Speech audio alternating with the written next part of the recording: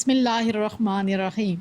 Assalamu alaikum. Dear students, hope so you all will be fine. Kidney problems में जो सब topics हम discuss करेंगे, किडनी स्टोन, सेकंड नंबर पे renal failure और थर्ड नंबर पे हम यूरीमिया डिस्कस करेंगे। किडनी स्टोन्स, सादा लफ्ज़ों में हम इसको गुर्दे की पथरी का नाम भी देते हैं।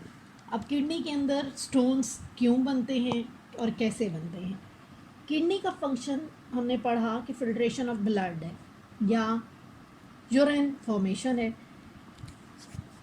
जब यूरिन के अंदर यूरिन कंसनट्रेटेड हो जाता है, मतलब यूरिन कंसनट्रेटेड का मतलब है कि जब यूरिन के अंदर सॉल्ट्स की कंसनट्रेशन ज़्यादा हो जाती है तो वो सॉल्ट्स इकट्ठे होकर स्टोन या क्रिस्टल फॉर्मेशन करते हैं, जिसको फिर हम किडनी स्टोन या गुर्दे की पथरी का नाम देते हैं।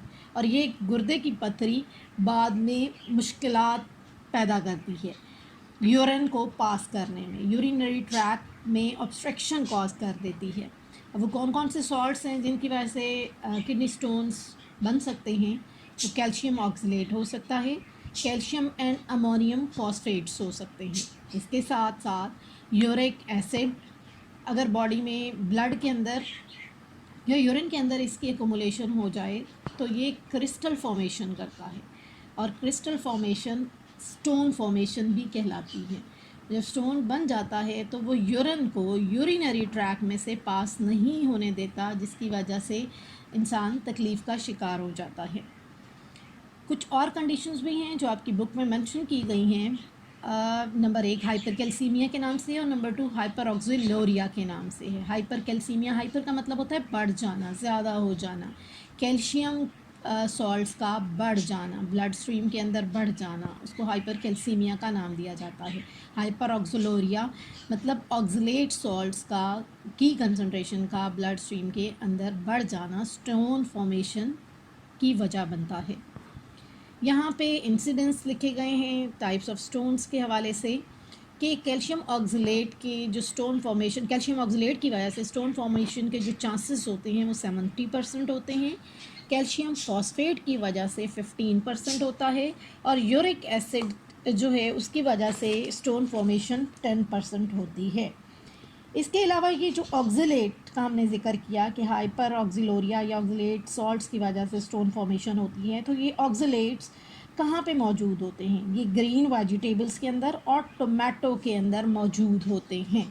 अब हम देख लेते हैं कॉजेज़ क्या हैं किडनी स्टोन की। जनरल कॉजेज़, एज फैक्टर भी इन्वॉल्व होता है। इसके अलावा डाइट, मैंने अभी आपको बताया कि ऑक्सलेट सॉल्ट्स जो हैं वो ग्रीन वेजिटेबल के अंदर मौजूद होते हैं, टोमेटोज़ के अंदर मौजूद होती हैं। इसके साथ साथ विटामिन सी अगर कंजम्पशन ज़्यादा हो या डी की, तो उसकी वजह से भी सॉल्ट अकुमुलेशन होने की वजह से स्टोन्स बनने के चांसेस होते हैं। सेकेंड कॉज हो सकती है यूरिनरी ट्रैक इन्फेक्शन। थर्ड, पानी समटाइम लोग कम लेते हैं, लेस इनटेक ऑफ वाटर, पानी कम पीते हैं, जिसकी वजह से स्टोन फॉर्मेशन होती है। सॉल्ट कंसंट्रेशन बढ़ जाती है, पानी कम हो जाती है, इस वजह से सॉल्ट की स्टोन फॉर्मेशन की वजह बनते हैं। नेक्स्ट है अल्कोहल कंजम्पशन। जो ड्रिंकर्स होते हैं, जो अल्कोहल कंज्यूम ज़्यादा करते हैं, उनमें भी स्टोन फॉर्मेशन के चांसेस ज़्यादा होते हैं। इसके अलावा नेक्स्ट टाइम आ जाते हैं, इसकी सिम्टम्स देख लेते हैं। सिम्टम्स में सबसे पहले तो ये कि सम टाइम किडनी में स्टोन फॉर्मेशन की वजह से किडनी में पेन स्टार्ट हो जाता है। अगर किडनी में स्टोन हो, अगर वो किडनी से निकल के यूरिटर में आ जाएँ तो यूरिटर के अंदर पेन स्टार्ट हो जाता है, और वो शो होता है पेन इन लोअर एब्डोमेन की फॉर्म में। इसी तरह से वॉमिटिंग भी होती है, फ्रीक्वेंटली यूरिनेशन भी। और फ्रीक्वेंटली यूरिनेशन का मतलब है बार बार यूरिन का आना। Foul smell, blood pass in urine. जिन पेशेंट्स में किडनी स्टोन होता है उसकी वजह से उनके यूरिन से फाउल स्मेल आती है, और इसके साथ साथ ब्लड और पस सेल्स भी यूरिन में एक्सेस अमाउंट में पाए जाते हैं। अब हम देखते हैं क्योर्स या ट्रीटमेंट ऑफ किडनी स्टोन्स के हवाले से।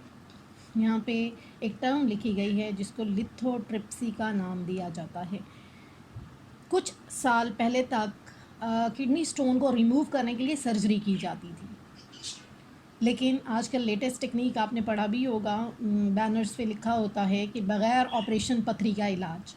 बग़ैर ऑपरेशन पथरी के इलाज को बेसिकली लिथोट्रिप्सी कहा जाता है। Non surgical removal of kidney stone is called as lithotripsy. अब उसमें 2 टेक्निक्स का इस्तेमाल किया जाता है। पहली टेक्निक लिथोट्रिप्सी में जो इस्तेमाल की जाती है उसको बोलते हैं extra corporeal shock wave lithotripsy.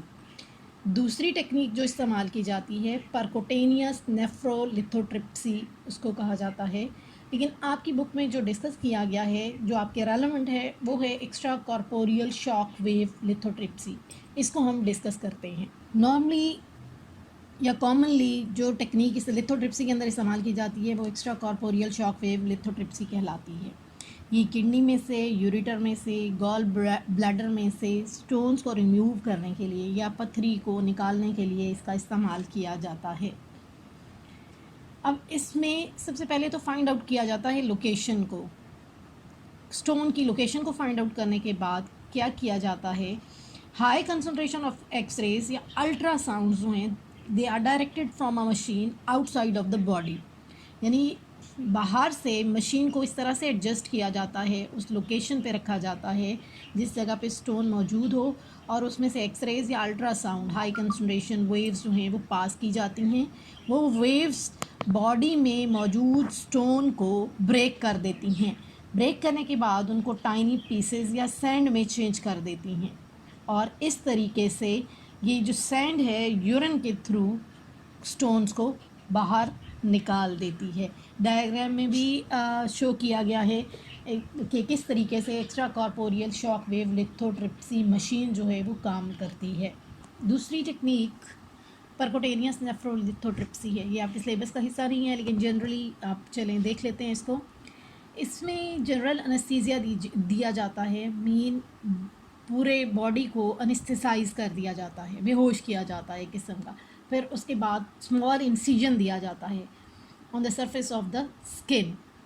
अच्छा, इसका मतलब ये हुआ कि स्किन के ऊपर छोटा सा कट लगाया जाता है। कट उस जगह पे लगाया जाता है जहाँ पे किडनी की लोकेशन होती है, जिसमें स्टोन मौजूद होता है। फिर उसके बाद कैथीटर इंसर्ट करके बॉडी के अंदर, आप देख भी रहे हैं डायग्राम में नज़र भी आ रहा है कि इंसिजन करने के बाद कैथीटर को इनकॉर्पोरेट किया गया है, और वहाँ पे लेज़र के ज़रिए फिर क्या किया जाता है, स्टोन को ब्रेक करके बाहर निकाल दिया उसी डिवाइस के ज़रिए जो बॉडी में कैथीटर इनकॉर्पोरेट की जाती है, उसी के ज़रिए वो स्टोन सक करके बॉडी से बाहर निकाल दिया जाता है। स्पेशली जो मीडियम या लार्ज साइज के स्टोन होते हैं उनको रिमूव करने के लिए किया जाता है। जो हम डिस्कस करने जा रहे हैं वो है रीनल फेलियर। रीनल फेलियर का मतलब है किडनी फेलियर। किडनी फेलियर का मतलब है कि किडनी को जो फंक्शन अल्लाह ताला ने परफॉर्म करने के लिए दिया है वो उसमें फ़ेल हो जाता है, वो प्रॉपरली परफॉर्म नहीं कर पाता। उसकी डिफरेंट कॉजेज़ हो सकती हैं। Number 1, various factors of pathological and chemical nature may destroy the nephron. Different disease हो सकती हैं, ये केमिकल्स होते हैं जो नेफ्रॉन के जो स्ट्रक्चरल और फंक्शनल यूनिट है किडनी का उसको डिस्ट्रॉय कर देते हैं, स्पेशली ग्लोमेरुलस पार्ट जिसमें से फिल्ट्रेशन स्टार्ट होती है। और दूसरी कॉजेज़ क्या हो सकती हैं, डिफरेंट पैथोलॉजिकल और कौन सी कंडीशंस हो सकती हैं, उनमें से डायबिटीज़ मेलाइटस, शुगर जिसको आप कहते हैं, हाइपरटेंशन हो सकता है, बीपी का बढ़ जाना, और इसके साथ साथ एक यहाँ पे एडीएच लिखा हुआ है, एंटी डाययूरेटिक हार्मोन, उसमें इम्बैलेंस हो जाता है या उसमें डिस्टर्बेंस भी जो है वो किडनी फेलियर का कॉज हो सकती है। इसके अलावा interruption in blood flow, kidney की तरफ ब्लड फ्लो, आपको पता है किडनी 20% ईच कार्डियक बीट के साथ रिसीव करता है फॉर फिल्ट्रेशन। इसका function he filtration of blood है। तो जब ब्लड फ्लो प्रॉपर नहीं होगा तो ऑटोमेटिकली वो अपना फंक्शन प्रॉपर परफॉर्म नहीं कर पाएगा। नेक्स्ट रीज़न हो सकती है ड्रग ओवरडोज।